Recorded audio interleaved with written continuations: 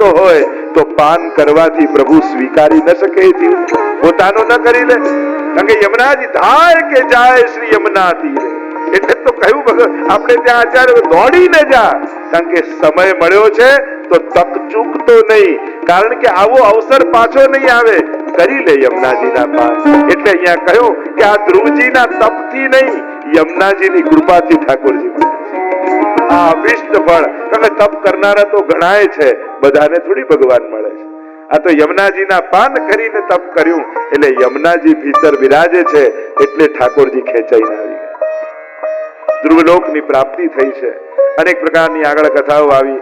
અહીંયા યક્ષોના સંહાર કર્યા છે. ઉત્તમનો વધ જ્યારે કરવામાં આવ્યો, લક્ષ્મણ ઝૂલા પાસે આવીને તપ કર્યું છે.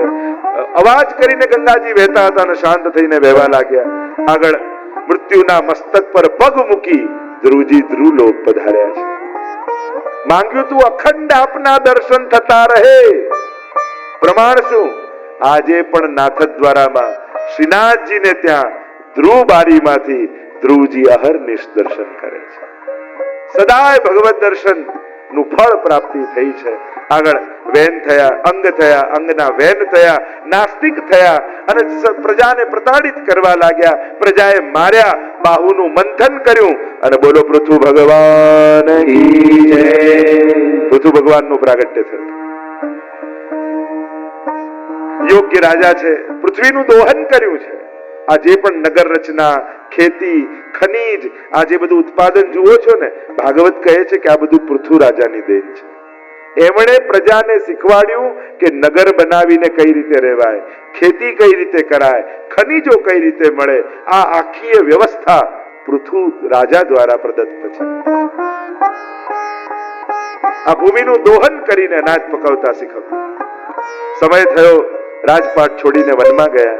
તપ કર્યું, પ્રભુ પ્રસન્ન થયા. માંગવાનું કહ્યું તો કહ્યું કે મને 10,000 કાન આપો. 2 કાનથી આપની કથા સાંભળું છું ને, તૃપ્તિ થતી નથી. રૂવાડે રૂવાડે કર્ણેન્દ્રિયો લાગી જાય તો આપની કથાના પાન કરવાના આનંદ આવી જાય. આવી માંગણી પૃથુ રાજાએ કરી છે. આગળ મોક્ષ પ્રકરણમાં પ્રચેતા આખ્યાન આવ્યું અને આમ ચતુર્થ સ્કંદને વિરામ આપીએ. બોલો કૃષ્ણ કનૈયા લાલ કી જય. ભાગવત ભગવાન કી જય. પંચમ સ્કંદ સ્થાન લીલા, વૈકુંઠ વિજય સ્થિતિ. પ્રિયવ્રતના રાજ્યનું વર્ણન આવ્યું. નાભી રાજાના યજ્ઞમાં બોલો ઋષભદેવ ભગવાન કી જય. જૈનોના જે આદિનાથ કહેવાય છે એ ઋષભદેવજીનું પ્રાગટ્ય થયું છે. 100 પુત્રો થયા, મોક્ષનો ઉપદેશ આપ્યો, નવ યોગેશ્વર થયા. ભરતજી એમના પુત્ર થયા. બધા જ બાળકોને ભેગા કરીને ઉપદેશ આપતા સમજાવ્યું, ભોગ ભોગવવા માટે 83,99,999 યોનિઓ છે. આ એક માનવ યોનિ એવી છે જેમાં ભગવાનની ભક્તિ થઈ શકે છે. તો જે બીજી કોઈ યોનિમાં નથી. વિચાર કરો, અહીંયા તમે કથા સાંભળવા બેઠા છો, આ માનવ યોનિ સિવાય બીજી કોઈ યોનિ હોત તો તમને કોઈ હોલમાં આવવા દે? અરે ગાય બન્યા હોત તોય કોઈ ઘૂસવા નથી. માણસ છો તો કથામાં બેઠા છે. વિચાર કરો, બડે ભાગ માનસ તન પાવા કેમ કહેવામાં આવે છે? કારણ કે આ એક જ યોનિમાં એવી વ્યવસ્થા છે કે જેનાથી ભગવાન સાથે જોડાઈ શકાય, ભગવાનની ભક્તિ થઈ શકે, આત્મોદ્ધાર થઈ શકે. બાકી બધી જ ભોગ યોનિઓ છે. ભોગ યોનિ એટલે કરેલા કર્મો ભોગવવાની યોનિ. એમાં પાપ પુણ્ય તમે નથી કરતા. સિંહ કોઈ હરણને મારી નાખે તો સિંહને પાપ નથી લાગતું, એ યોનિ જ છે, ભોગવવાની છે. પણ માણસને પાપ લાગે છે, માણસને પુણ્ય લાગે છે. માનવ યોનિ એટલે એક તક, કર્મોની ગાંઠોને ખોલીને કૃષ્ણને પામી લેવા. આ તક માનવ યોનિમાં છે. એટલે તો મહદ ભાગ અન્ય સર્વ યોનિઓ કરતા માનવ યોનિ કેમ શ્રેષ્ઠ કહીએ? આંખ દરેક પાસે છે, દરેક યોનિમાં છે. ઉડતું ઉડતું પક્ષી ક્યાંક મંદિરમાં આવીને બેસે તો એ ભગવાનને જોઈ શકે. પણ માણસની આંખોનો ફરક છે. માણસ પાસે એવી આંખો છે કે આ આંખોથી ભગવાનને જોઈ દર્શન કરવા માત્રથી જન્મ મરણના ચક્કરમાંથી છૂટી શકે છે. આ જીભ પોપટ પાસે પણ છે, એ પણ રામ બોલે છે, માણસ પણ રામ બોલે છે. બંનેમાં ફરક એટલો, પોપટને રામ કોણ છે ખબર નથી, અને એટલે એનું બોલેલું રામ રામના કાન સુધી જતું નથી, પણ માણસ જ્યારે રામ બોલે તો છેક રામને સંભળાય છે. એવી જીભ માણસ પાસે છે. અને એટલા માટે એની દરેક ઇન્દ્રિયો એના બંધનનું કારણ નથી, એના મુક્તિના દ્વાર છે, એના મુક્તિના સાધન છે. અને એટલે કોઈ એક ઇન્દ્રિય પણ ભગવાનમાં લગાડી એ જન્મ મરણના ચક્કરથી છૂટી શકે છે એવો દેહ માણસ પાસે છે. એટલા માટે આ માનવ દેહને દુર્લભ કહ્યું છે. સમજાવતા કહ્યું, મોકો ગુમાવતા નહીં, ફરી ફરી માનવ, કારણ કે આપણા કર્મો આ જન્મમાં એવા ખરેખર છે કે આવતા જન્મમાં માણસ બનીએ. આપણને એમ થાય આ નહીં તો આવતા જન્મે. કોણે કહ્યું કે આવતો જન્મ આજ આવશે? પાછો કેટલો લાંબો રસ્તો છે. પ્રભુની ભક્તિ કરજો એમ સમજાવ્યું. આગળ ભરતજીનું ચરિત્ર આવ્યું. કહેવાય છે કે આ ભરતજી પરથી આપણા દેશનું નામ ભારત પડ્યું છે. શ્રેષ્ઠ રાજા. સમય થયો, રાજપાટ છોડીને વનમાં આવી ગયા. થયું કે હરિની પ્રાપ્તિ કરીએ. એક નદી કિનારે કુટિયા બનાવીને રહે છે અને રોજ સ્નાન કરી, સંધ્યા વંદન કરી, સૂર્યનારાયણને અર્ઘ સમર્પિત હરી હરી હરી હરી હરી નામનું ઉચ્ચારણ કરે છે. સંજોગો ક્યારે બદલાય ને ખબર નથી રહેતી. ઘણી વાર મનમાં મનોરથો રહી જાય અને સંજોગો એવા વિપરીત થઈ જાય કે પછી ક્યારે પૂરા જ ન થાય. અને એટલે સારા સંકલ્પો હોય ને તુરંત કરી જ લેવા. સમય ક્યારે ફરે કોને ખબર. એક દિવસ નદીમાં સ્નાન કરવા ગયા અને સ્નાન કરવા ગયા અને જ્યાં આંખો બંધ કરી સૂર્યનારાયણને અર્ઘ આપવા અંજલિમાં જલ ભર્યું, એટલામાં સિંહની ત્રાડ સંભળાઈ. ત્રાડ સંભળાઈ એટલે કેટલાક હરણાઓ જલ પીતા હતા. એમાં એક હરણી ગર્ભવતી હતી અને બાળક થવાની તૈયારીમાં હતું. અને સિંહની ત્રાડ સંભળાઈ એટલે ગભરાઈ, નદીમાં કૂદી ગઈ ગભરાઈને અને પ્રસવ થઈ ગઈ. અને આ જલ લેવા ગયા એટલા મેં બચ્ચું તણાતું તણાતું રાજાના હાથમાં આવ્યું. અરે આ તો નવજાત બચ્ચું લાગે છે, હમણાં જ જન્મ્યું લાગે છે. તુરંત કિનારે આવ્યા, કુમળું કુમળું ઘાસ ઉગેલું હતું તોડીને લાવ્યા અને હરણના બચ્ચાને ખવડાવવા લાગ્યા. ધીમે ધીમે ઉભા થવાની કોશિશ કરતું કરતું પગ માંડીને ઊભું થયું અને લીલું લીલું ઘાસ ખાવા લાગ્યું. દયા બહુ સારી વસ્તુ હતી, પણ આ દયા ધીમે ધીમે મોહ બની ગઈ. અને હવે તો એમ થયું કે હું નહીં સાચવું તો આને કોણ સાચવશે? મરી જશે, આ એકલું જંગલમાં ક્યાંથી રહેશે? અને રોજ હવે તો જયારે માળા કરવા બેસે હરી હરી હરી હરી 11 વાર ફેરવે તો આંખ ખોલીને જુએ, આ હરણ હરણ હરણ ક્યાં ગયું? ક્યાંક દૂર તો નથી જતો રહ્યું, ક્યાંક કોઈને લઈ તો નથી ગયું, ક્યાંક મને છોડીને જતું તો નથી રહ્યું. મારા વગર એ જીવશે કેમ? બચાવવાનો ભાવ સારો હતો. મોહ કોને કહેવાય? મારા વગર તો આનું કોઈ કરી જ નહીં શકે. અરે તું નાનો હતો તો તારું બધાએ કરી લીધું. કોઈનાથી કઈ થોડી અટકાય છે, કરનારો પરમાત્મા છે. મારે કારણે આનું જીવન ચાલે છે. આવો મોહ થઈ ગયો, આવો અહંકાર થઈ ગયો. અને એકવાર હરણે જયારે પોતાનું ટોળું જોયું હરણોનું, તો નીકળી ગયું અને આનું મન હરણમાં રહી ગયું. હરી હરીની માળા છૂટી ગઈ. હરણ ક્યાં ગયું હશે? કોણ લઈ ગયું હશે? કોણ ઉપાડી ગયું હશે?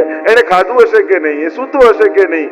હરીનું વિસ્મરણ થઈ ગયું અને હરણ હરણ હરણની સુધી રહી.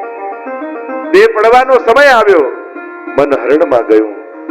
દેહ છૂટ્યો અને આવતા જન્મમાં હરણ બન્યો. વિચાર કરો, રાજા હતા, ભક્તિ કરવા જંગલમાં આવ્યા અને હરણમાં ફસાઈ હરણ બની ગયા. ક્યાં માણસની ગતિ થાય? એટલે જ કહ્યું, એક મૃગ કે કારણે ભરત ધરી મૃગ દે. એક મૃગ કે કારણે ભરત ધરી મૃગ દે, તુલસી વાકી કહા ગતિ જો સબસો કરત સને. એક હરણમાં મન ગયું તો હરણ થયા. આપણું મન તો રોજ કેટલામાં જાય છે. વિચાર કરો શું ગતિ થશે આપણી. પણ પૂર્વ જન્મની સુધી રહી. અન્ન જળનો ત્યાગ કર્યો, હરણનો દેહ છોડી દીધો, બ્રાહ્મણ કુળમાં જન્મ થયો. પૂર્વ જન્મો યાદ છે એટલે થયું કે હવે મન ક્યાંય ફસાવા દેવું નથી. હવે તો સાક્ષી ભાવે તટસ્થ ભાવે જીવવું છે. આમ વિચાર કરી જળની જેમ રહેવા લાગે. એટલે ઘરના લોકો એને જડ ભરત કહેવા લાગે. આ તો સાવ જડ જેવો છે. જે કો એનો કશાનો વિરોધ નહીં. તું આ ઉચકીશ ભલે, તું આ કરીશ ભલે.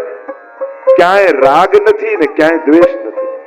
એવું કઈ કરતો નથી. જાવ ખેતરમાં જઈને ચકલીઓને પંછીઓને ઉડાડ ખાઈ જાય છે બધું. અને એમનામાં તો એમને તો બધામાં ઈશ્વર દેખાય અને ચકલીઓ ખાતી હોય અને ઉલટા એમ કે હજી ખાવ હજી ખાવ. અરે પરમાત્મા, આપ આ રૂપે આવ્યા મારું સ્વીકાર કરવા, લો ભોગ લગાવો. બધું ખાઈ જાય ને ઘરના લોકો કંટાળ્યા, આ કોઈ કામનો નથી, નીકળ અમારા ઘરેથી. ભરતજી કહે જેવી ભગવાનની ઈચ્છા, જેવી એની મરજી, કસાનો વિરોધ નથી, કોઈના માટે રાગ દ્વેષ નથી, બધામાં ઈશ્વર દર્શન છે. નીકળ્યા છે એટલામાં રહુગણ રાજાની સવારી આવી રહી છે. પાલકીમાં બેસીને રહુગણ રાજા પૂર્વ દિશામાં કપિલ ભગવાનનો સત્સંગ કરવા જઈ રહ્યા છે. એટલામાં પાલકી ઉચકનારો એક કહાર બીમાર પડી ગયો. બીમાર પડી ગયો એટલે રાજાએ કહ્યું જાઓ કોઈને ગોતીને લાવો, અમારી સવારી આગળ કેમ જશે. અને શોધવા નીકળ્યા અને ભરતજી મળ્યા. તું પાલકી ઉચકીશ? જેવી ભગવાનની ઈચ્છા. જોડાઈ ગયા પાલકીમાં. આગળ આગળ ચાલતા જાય. પાલકી ઉચકીને આગળ આગળ જાય ને એમને તો બધામાં બ્રહ્મ ઈશ્વર દેખાય, એટલે કીડી મકોડાની હારમાળા રસ્તામાં દેખાય. એમને થયું ક્યાંક મારા પગ નીચે કોઈ આવી ન જાય એટલે કૂદકો મારે એટલે પાલકી ઊંચી થાય, રાજાને માથા પર વાગે. એ ઠીક ચાલ, બરાબર ચાલ, ખબર નથી પડતી આમ ચાલે છે. ફરી હા હા મારા ઠીક છે, પાછા સાચવીને ચાલે. પાછા કઈ કીડી મકોડા દેખાય એટલે કૂદકો લગાવે. 3 વાર આમ થયું એટલે રાજાનો પિત્તો ગયો. ઊભી રાખ. નીચે ઉતર્યા. હા બહુ તું દુબળો પાતળો છે, તારાથી ચલાતું નથી, ઉચકાતું નથી. જેમ તેમ અપશબ્દો બોલવા લાગ્યા. ત્યારે ભરતજીને થયું કે હવે પરિચય કરાવવો જોઈએ. મહારાજ, આ દુબળો, જાડો, ગોરો, કાળો આ બધા તો દેહના ધર્મો છે, હું તો આત્મા છું. અને જ્યારે આ શબ્દ સાંભળ્યા અવાક બની ગયો રાજા. આ કોઈ સાધારણ વ્યક્તિ નથી લાગતો, આ કોઈ મહાપુરુષ લાગે છે. પગે પડી હાથ જોડીને કહ્યું કે આપ કોણ છો, આપનો પરિચય કરાવો. અને ત્યારે કહ્યું કે હું ભરત રાજા હતો, હરણમાં મન ગયું, હરણની ગતિ થઈ, પુનઃ જડ ભરત બનીને જીવું છું. અનેક પ્રકારના પ્રશ્નોત્તરીઓ થઈ છે, સત્સંગ થયા છે, ભવાટવીનું વર્ણન કર્યું, ભરતવંશના રાજાઓનું વર્ણન આવ્યું, નવખંડ પ્લક્ષાદી દ્વીપોનું વર્ણન આવ્યું, 7 લોક 7 સમુદ્રનું વર્ણન કર્યું, સૂર્ય ચંદ્રની ગતિનું વર્ણન આવ્યું, નરકોનું વર્ણન આવ્યું. સમગ્ર જ્યોતિષ શાસ્ત્રનું પંચમ સ્કંદમાં વર્ણન આવે છે. અને નરકોનું વર્ણન, કેટલા પ્રકારના નરકોને માણસ પાપ કરે ત્યારે કેવી રીતે પ્રતાડના નર્કમાં આપવામાં આવે છે. અને ત્યારે એને થયું કે માણસને પાપનો ડર નથી લાગતો કરવાનો, કેવા દુઃખ એને ભોગવવા પડે છે નર્કમાં, છતાંય પાપ આટલી મજાથી કરે છે. અને અહીંયા મન ખિન્ન થયું. પંચમ સ્કંદને વિરામ આપીએ. બોલો કૃષ્ણ કનૈયા લાલ કી જય, ગોવર્ધન નાથ કી જય, ભાગવત ભગવાન કી જય. ષષ્ઠ સ્કંદ પોષણ લીલા. પોષણનો અર્થ થાય કૃપા. પોષણમ તદનુગ્રહ. આપણા માર્ગને આપણે પુષ્ટિ માર્ગ કહીએ છીએ. પુષ્ટિનો અર્થ શું થાય? કૃપા માર્ગ. પુષ્ટિનો અર્થ થાય પોષણ, અનુગ્રહ, કૃપાનો માર્ગ. પુષ્ટિ લીલા આવી. અજામિલ આખ્યાન આવ્યું. બ્રાહ્મણ હતો. એક વાર એક જગ્યાએ એક એવું દ્રશ્ય એને જોયું કે એનું મન બગડી ગયું. અને એવું બગડ્યું મન, બ્રાહ્મણપણાના કર્તવ્ય છોડી દીધા, ધર્મ કર્મ છોડી દીધા, ઘર છોડીને ગણિકા સાથે રહેવા લાગ્યો. ન કરવાના બધા પાપ કરવા લાગ્યો. ગામમાં એકવાર કેટલાક સંતો પધાર્યા, મહાત્માઓ પધાર્યા. યુવાનોને પૂછ્યું કે કોઈ પવિત્ર બ્રાહ્મણ છે તમારા ગામમાં, મારે ભોજન કરવું છે. એમને મજાક સૂજી. એમણે કહ્યું અમારા ગામમાં એક બહુ પવિત્ર બ્રાહ્મણ, કોણ? કે અજામિલ. એને ત્યાં આપણે એકદમ પવિત્ર ભોજન મળશે. મશ્કરી કરીને મહાત્માઓ તો આવ્યા. અજામિલ બહાર હતો અને પેલી ગણિકા હતી, ગર્ભવતી હતી પાછી. અને સંતો મહાત્માઓ આવીને કહ્યું કે તમારે ત્યાં ભોજન કરવા આવ્યા છે. ગણિકાને જો અમારા જેવા અને અજામિલ જેવા પાપીને ત્યાં મહાપુરુષોની પધરામણી ક્યાંથી? અહીંયા ક્યાંથી પધાર્યા? ક્યાંક ઠાકોરજીએ કૃપા કરી છે. આવા જ્યારે ગર્ભવતી છું એવા સમય જો સત્કર્મ કરવા મળે તો ઠાકોરજીના આશીર્વાદ મળ્યા બરાબર છે. જે કઈ પણ ઘરમાં હતું વેચી કરી, અન્ન લાવી પકવી, ખૂબ પ્રેમથી ભોજન કરાવ્યું. મહાત્માઓને થયું કે જેના ઘરનું અન્ન ખાધું એના પર તો કૃપા કરવી જોઈએ. મહાપુરુષો તમારા ઘરની એક કણિકા પણ લઈ લે ને તો કણિકા નથી લેતા, તમારા ઘરના સમસ્ત પાપોને બાળી નાખે છે. એવો ભાવ આપણે ત્યાં કયો છે. સંતો મહાત્મા મહાપુરુષોને ચાલતા ફરતા તીર્થ કયા છે. એટલે જ આપણે ત્યાં પધરામણીનો ક્રમ છે. પધરામણી કેમ કરવામાં આવે કે અમે તો ઘરને તીર્થમાં નથી લઈ જઈ શકતા, પણ આ ચાલતા ફરતા તીર્થ જો અમારા ઘરમાં પધારશે તો અમારા ઘરના પાપો સમાપ્ત થઈ જશે. સમસ્ત ઘરનું ગંગા સ્નાન બરાબર છે એવું મહાત્મા છે. કહ્યું આના પર કૃપા કરવી જોઈએ. કહ્યું કે તે અમને ભોજન કરાવ્યું તો દક્ષિણા આપ. મારી પાસે તો કાંઈ નથી, દક્ષિણામાં હું શું આપી શકું? અમારે બીજું કાંઈ નથી જોઈતું, વચન જોઈએ છે. કયું વચન? તારે જે બાળક થાય એનું નામ તું નારાયણ રાખજે. મનમાં થયું કે એમ તો ભગવાનનું નામ અજામિલ નહીં લે, પણ દીકરાનું નામ જો નારાયણ હશે તો દિવસમાં 10 વાર પણ બોલશે તો ભગવાનના નામનો અજાણતામાં પણ જપ થઈ જશે. અને અજામિલને એટલો વહાલો, નારાયણ અહીંયા આવ, નારાયણ આ લાવ, નારાયણ આ કર, નારાયણ આમ કર. આખો દિવસ નારાયણ નારાયણ નારાયણ ચાલ્યા કરે. 88 વર્ષનો થઈ ગયો અજામિલ. યમદૂતો દેખાયા, ગભરાયા, ડર્યો અને પોતાના પુત્રને પુકાર કર્યો, નારાયણ. દીકરાએ તો ન સાંભળ્યું, પરમ પિતાએ સાંભળી લીધું. ભગવાને પોતાના પાર્ષદોને મોકલ્યા છે. સંવાદ થયો, યમદૂતો આવ્યા લેવા, અહીંયા પાર્ષદો આવ્યા. યમદૂતો કહે, બ્રાહ્મણ હોવા છતાં બ્રાહ્મણના કર્તવ્ય કર્યા નથી, આને તો યમલોક લઈ જશું. આણે અંત સમયમાં ભગવાનનું નામ લીધું છે અને એટલે આ તો ભગવાનના ધામમાં જશે. સંવાદ અને ચર્ચા થઈ છે, પણ આને તો પુત્રને પોકાર્યો, ભગવાનને ક્યાં? અરે ભગવાનનું નામ તો અગ્નિ જેવું છે. અજ્ઞાનાદ અથવા જ્ઞાનાદ ઉત્તમ શ્લોક નામ યત સંકીર્તિતમ અઘમ પુંસો દહે દેદો યથાનલ. અગ્નિમાં જાણતા લાકડું નાખો કે અજાણતા પડી જાય, અગ્નિ તો બાળી જ નાખે છે. એમ ભગવાનનું નામ ભાઈ કુભાઈ અનખ આલસુ, કોઈ પણ રીતે લેવાયેલું ભગવાનનું નામ ક્યારે પણ નકામું જતું નથી. કોઈ પણ રીતે લેવાયું ભગવત નામનું એ બળ છે. અને એટલે પાર્ષદોનો વિજય થયો છે, ભગવત ધામની પ્રાપ્તિ કરાવી છે. આ ભગવત નામનો મહિમા ગણાવ્યો. આગળ દક્ષ દ્વારા ભગવાનની સ્તુતિ, નારદજીને મળેલા શ્રાપ, 60 કન્યાઓના વંશનું વર્ણન દક્ષ પ્રજાપતિના, ઇન્દ્ર દ્વારા અપમાન થયું અને વિશ્વરૂપે ગુરુપદનો ત્યાગ કર્યો. અહીંયા બૃહસ્પતિએ ગુરુપદનો ત્યાગ કર્યો, વિશ્વરૂપને ગુરુ બનાવ્યા. અને વિશ્વરૂપે નારાયણ કવચનો વિદ્યા દેવતાઓ.